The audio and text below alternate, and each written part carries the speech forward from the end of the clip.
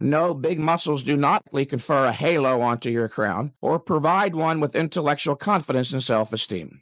I have known a number of top bodybuilders, men of extraordinary muscular development, who suffered from profound lack of self-esteem, who, despite all their trophies and the public adulation, were riddled with self-doubt and beset by psychological conflicts they had no slightest clue how to resolve. None of this was the result of a deficient or malfunctioning brain. No, they were intellectually self-arrested. Each had apparently decided at an early age that he had learned enough.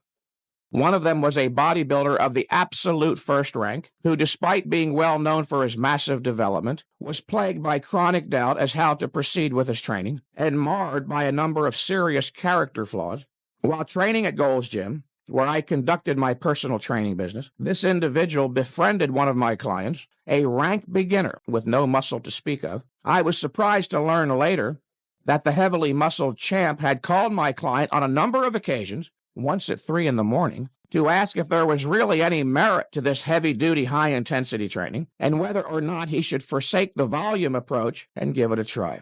Many make the unwarranted assumption that the top bodybuilding champs must be experts on the subject of exercise. After all, they have the muscles. It is a mistake, however. One cannot cite the apparent success of a couple of dozen of top bodybuilders as indubitable proof that a certain training approach is effective or superior. If one were to look back through the course of their training careers and calculate the hours, months, and even years of wasted effort, time during which they made no progress, one would have to question whether their achievement could properly be termed success at all. You'd conclude by scratching your head and wondering, didn't these men have anything better to do with their time? And many apparently did not.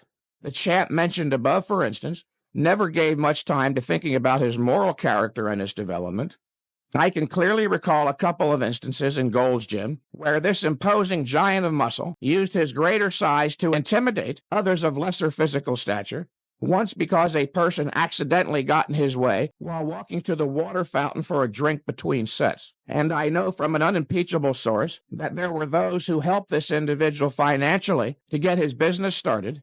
Their largesse was motivated by sheer benevolence and goodwill, yet were never paid back. It was also widely rumored that he regularly beat up his girlfriends when they didn't wait on him hand and foot precisely as he pleased, which may or may not be true. Obviously, the point is, big muscles are not the measure of a man. As much as these tapes are about the human body and its improvement, they are also about the mind and its improvement. Why would an audio tape series on bodybuilding also be about the mind? Because human intelligence, of course, is what makes it possible to understand anything at all, including exercise, bodybuilding science, and that which is most interesting. And that, of course, is us. We, the members of the species man, the divine spark in the great chain of being, the highest of all living species on earth. It has been averred all too often that bodybuilders are dumb or stupid, which simply isn't true, as evidenced by the number of phone calls I receive from intelligent bodybuilders every day. These include people from all walks of life, such as medical doctors, lawyers, physicists, stockbrokers, students, and tradesmen, all who happen to be bodybuilders as well.